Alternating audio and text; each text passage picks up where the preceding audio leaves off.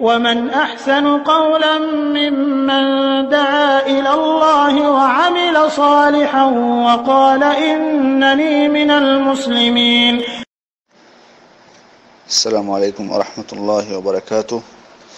আমাদের একজন ভাই প্রশ্ন করেছেন যে আমরা যখন সালাতে দাঁড়াবো তখন আমাদের দুই পায়ের মধ্যখানে কতটুকু জায়গা ফাঁকা রাখতে হবে। আসলে এ ব্যাপারে হাদিসে কোনো রকম স্পষ্ট বক্তব্য আসেনি যে কতটুকু জায়গা ফাঁকা রাখা লাগবে, যে কারণে বিদ্বানগণ বলছেন যে স্বাভাবিক একজন মানুষ যখন দাঁড়াবে তখন যেটুকু স্বাভাবিক তার যে দাঁড়ানোর যে রীতি সেটি সেভাবেই সে দাঁড়াবে, যাতে অস্বাভাবিক তাকে মনে না হয়। অর্থাৎ দুই পা একবার জড়ো করে নেবে না, অথবা একবারে বেশি ফাঁকও করে দেবে না, স্বাভাবিকভাবে দাঁড়াবে, স্বাভাবিক যে প্রকৃতি তার সেভাবে নামাজ দাঁড়াবে। দাঁড়ানো অবস্থায় পা কতটুকু ফাঁকা রাখতে হবে এটুকু আসলে হাদিসে আসেনি। তবে সিজদা অবস্থার কথা হাদিসে আছে। আয়েশা রাদিয়াল্লাহু আনহা বলছেন যে আমি রাসূলুল্লাহ সাল্লাল্লাহু আলাইহি ওয়াসাল্লামকে একদিন রাত্রে খুঁজে পাচ্ছিলাম না, তো তিনি অন্ধকারে দেখতে দেখতে হঠাৎ করে তার রাসূলুল্লাহ সাল্লাল্লাহু আলাইহি ওয়াসাল্লামের উনি বলছেন ফাওয়াকাত ইয়াদি আলা কদামি নবী সাল্লাল্লাহু আলাইহি ওয়াসাল্লাম ওয়া হুয়া সাজিদ, আমার হাত রাসূলুল্লাহ সাল্লাল্লাহু আলাইহি ওয়াসাল্লামের দুই পায়ের উপর পড়লো যখন তিনি সিজদা অবস্থায় ছিলেন।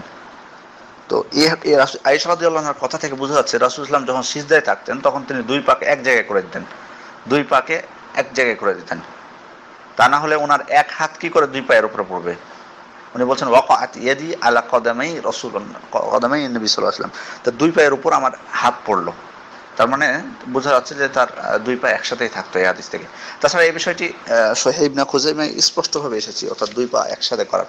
এটি হলো সিজদা অবস্থায়, আর স্বাভাবিক দাঁড়ানো অবস্থায় আপনার পা স্বাভাবিক ফাঁক করে রাখতে হবে, স্বাভাবিক একজন মানুষ যেমন দাঁড়িয়ে থাকে, কারণ দুই পা এক জায়গায় করা যাবে না। ইবনে মাসউদ রাদিয়াল্লাহু আনহু এক ব্যক্তিকে দেখলেন যে সালাতে দাঁড়িয়ে আছেন, তার দুই পাকে একত্রিত করে, তখন তিনি বললেন হাদিহি লাইসা মিনাস সুন্নাহ, এটা সুন্নাত, এটি এই কাজটি যেটি এই ব্যক্তি করছে এটি সুন্নাত নয়। তো ইবনে মাসউদের কথা থেকে বোঝা যাচ্ছে যে পা আপনাকে ফাঁক করে রাখতে হবে। কিছু কিছু বিদ্বান তারা সুন্দর একটি পদ্ধতি দিয়েছেন, তারা বলেছেন যে প্রত্যেক কাঁধ বরাবর, অর্থাৎ আপনার ডান পা হবে আপনার কাঁধ বরাবর, আপনার বাম পা থাকবে আপনার বাম কাঁধ বরাবর। তাহলে একজন মানুষ স্বাভাবিক যে দাঁড়ানোর যে পদ্ধতি সেটি সুন্দর হবে, যাতে পা বেশি ফাঁকও না হয়ে যায়, আবার জড়ো না হয়ে যায়। সুতরাং আপনার ডান কাঁধ যে বরাবর আপনার পাও সে বরাবর রাখবেন, আপনার বাম কাঁধ যে বরাবর সে বরাবরই আপনার পা রাখবেন, বাম পা, ইনশাআল্লাহ, তাহলে সব থেকে ভালো হবে।